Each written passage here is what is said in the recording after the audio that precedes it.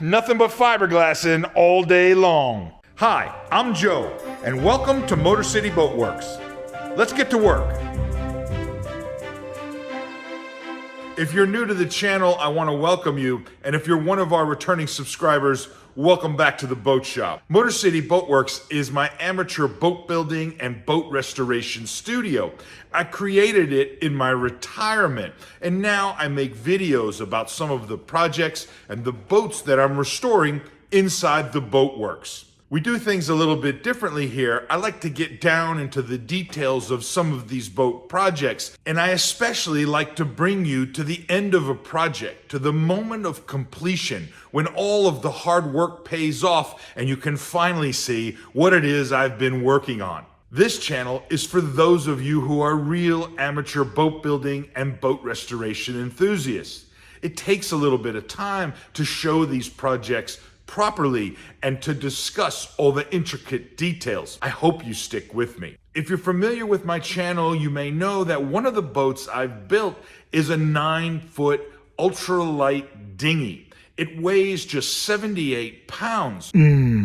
Oh yeah. And was made from an old fiberglass hull retrofitted with composite materials. This episode is about some modifications that have to be made to the ultralight dinghy. So this is a little project I've been working on the side when I'm waiting for other projects to finish inside the pocket trawler. And basically, I've got to make some improvement to the ultralight dinghy that I built a number of years ago. Now that I've got the dinghy davits all set up, they're going to fit on the back of the Albin 27 perfectly. Well, I want to be able to raise this dinghy up with the dinghy davits, and it's led me to discover a couple of issues. I got to be honest, I find myself thinking about getting a new dinghy, trying to decide if I should replace it or repair it. After all this, I'm kind of attached to it. Most importantly, when I pulled the ultralight dinghy out of the boatyard and I brought it inside, well, I came to realize that parts of the transom, the wood had begun to rot. This was due to the boat, not being stored properly, and water kind of collected on the transom edge and kind of began to cause the wood to deteriorate. I'm going to repair that. We're going to epoxy that up real nice, probably coat it with epoxy resin, and then I'll be taking it and painting the whole thing, just kind of getting it back the way it was. Separate from that, there's something else I want to do, which is there's an issue with the dinghy, how high it can be raised with the new dinghy davits, with the Bremer dinghy davits.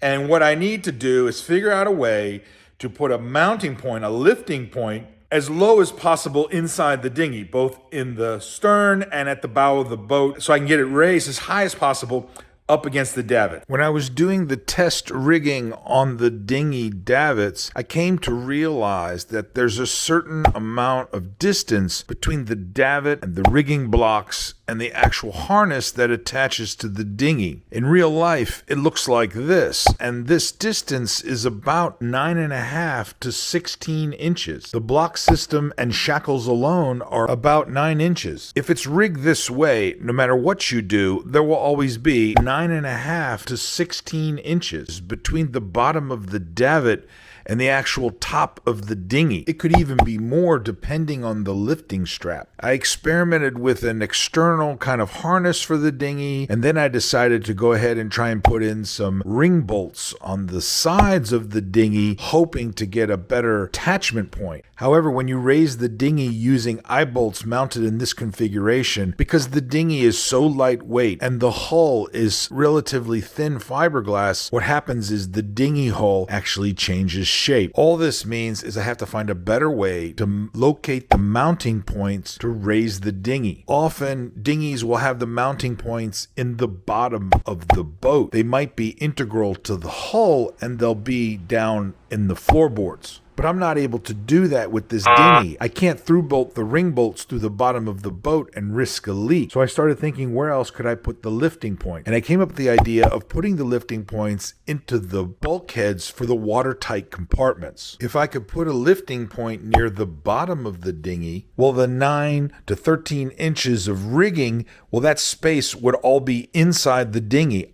All this would allow the dinghy to be pulled up tight against the bottom of the davit. When you're using a dinghy on a davit system, you want to make sure that you pull it as high as possible and get it secured against the davit so it doesn't swing around.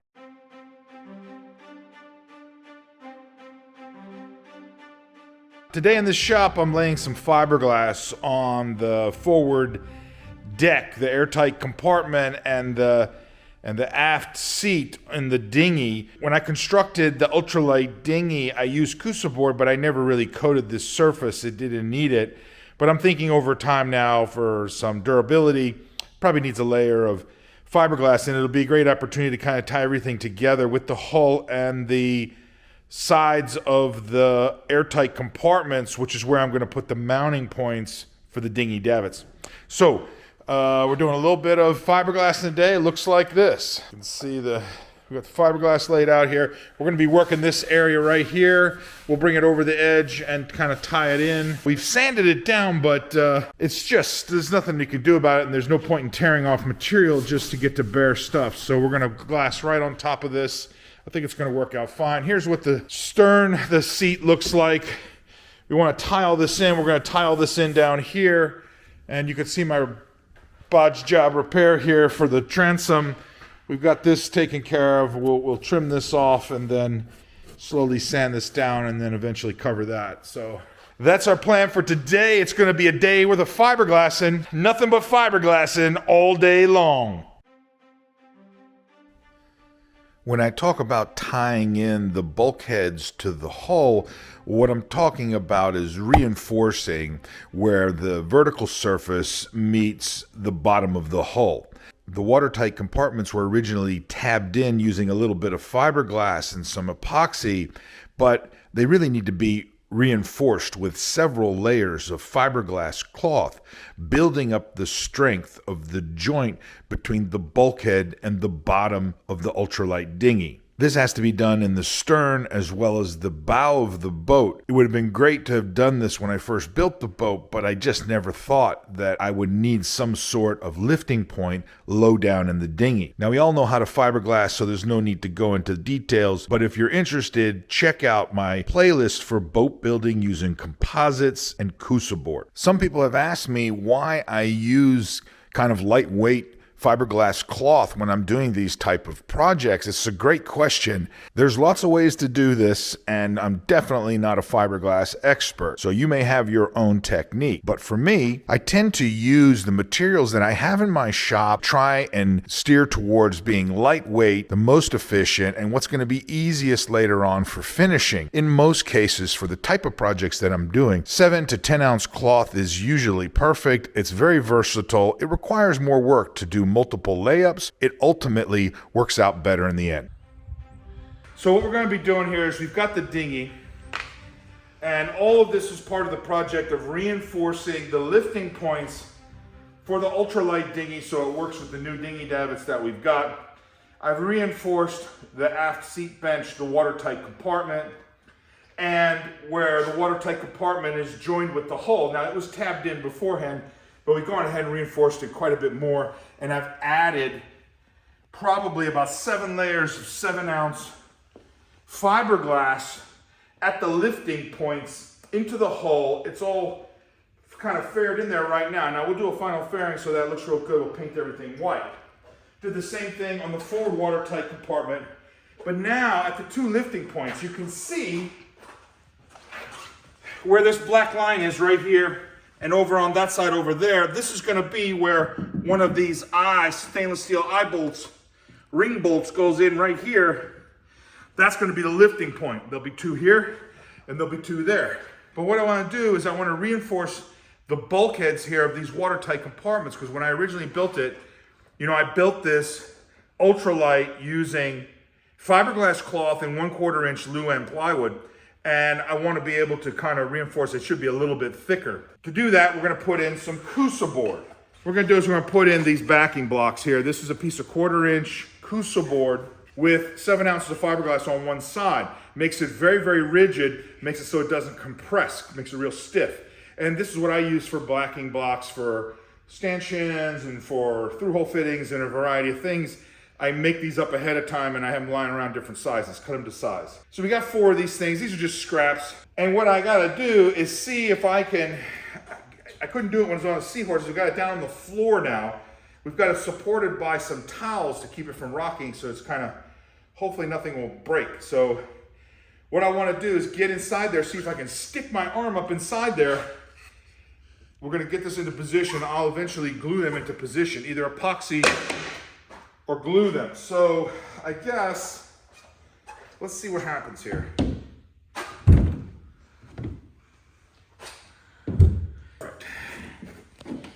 All right. So the whole reason we're doing this is because I want to be able to be sure that I can get to the spot that I need to get to, which is right there.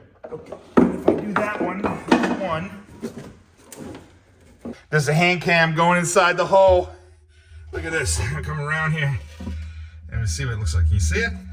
I don't know if you can see it, but that's what it looks like. All right, so there we go. Now, I often use thickened epoxy for attaching backing blocks, but in this case, I'm going to use a marine adhesive. My go-to is PL Marine. It's a substitute for 3M 4200. I don't get compensated in any way for mentioning any brands or products on my YouTube channel. I have no sponsors. I get no compensation. Now's a great time to talk about another boat restoration rule. Rule number 14, fresh is best. This is an important lesson that I want to tell you about using marine sealants in particular. One of the things is that when you go to a big box store, or even if you order them online, especially if you're purchasing them from Amazon, where you don't know who the reseller is, where the actual tube of glue is coming from, you want to make sure that you're checking the dates and keeping an eyeball on them to see what is kind of the due date on these tubes of sealant. They actually go bad. They actually will dry out and not be easy to work with, and sometimes they don't work at all. So I have started to purchase tubes of sealant when I find it on sale, this and that, and I write on it a date that I bought it, so I know which ones to use first, which ones to use later, and because I don't want to have ones that are too old. So whenever you buy these things, you got to make sure that you put your dates on them, keep track of your marine sealants. This is especially the case for 3M 5200 and 4200. This sealant is extremely expensive, and there are resellers on Amazon who are selling these marine sealants, and they're old and expired, frankly. I don't know where they got the stock from, but they're passing it off as new stock, and when you get it, it's not proper. So keep track of the bought dates and the due dates on your tubes of marine sealant. 128.22, look at this one here. This one was manufactured 9/21/20. That means this tube right here is already approaching 3 or 4 years old. You know, it might work, it might not. You want to try and stay with about 24 months, you know, maybe even, you know, down to 12 months while you're using these things. You want to try and get something fresh, so keep an eye on that. This particular tube is still good. I actually used it recently to glue something on the boat. Oh, when I put in the through-hole fitting in the last couple episodes for the sink in the head in the galley. But, and I tapped it off, and of course it always dries out inside the tube. You keep cutting it back. Now we're on our last leg here. So what we're gonna try and do is cut this without chopping off my finger. And if we're lucky, it looks like it's good to go. Since all we're gonna do is put a gob of this stuff on the backing block and then stick it in there.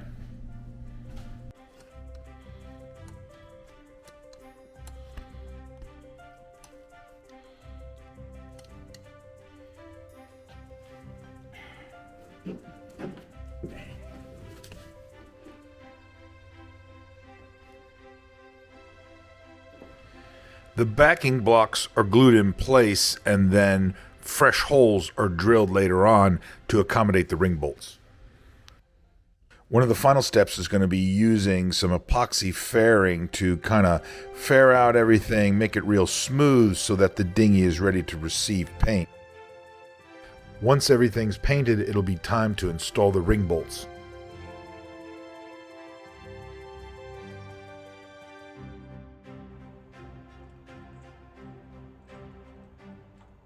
It's another day, and now I'm hoping for a moment of completion. What I'm hoping to do is get these ring bolts put in here. This is actually the second attempt because the first time they were not long enough by like, less than a quarter of an inch. So may as well get long ones, which I did. Now I'm in the process of trying to get these on here. I got my socket. Let's get up in here if I can.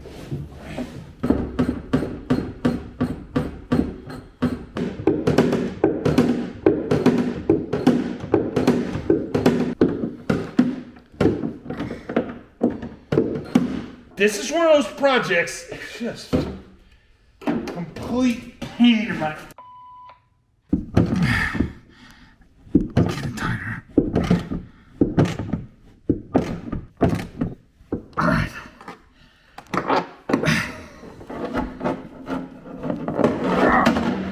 Crazy. That's one. I think on the forward berth, I wonder if we can get a drill in there and just hit it with a socket and a drill. I like to show these moments of completion because often they are not as easy to get to as you would think.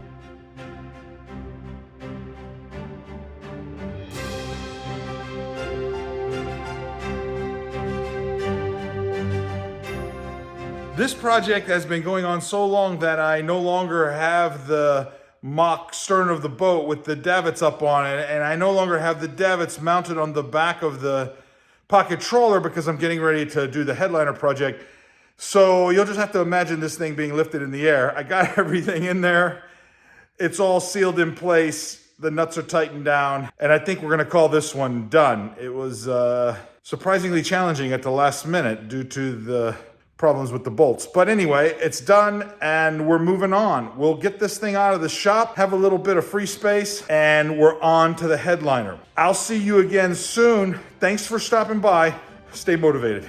If you're interested in this little dinghy and the modifications that I've made to it, be sure to check out the dinghy and dinghy davit playlist that I've got. There's a couple of videos there that I think you'll be interested in.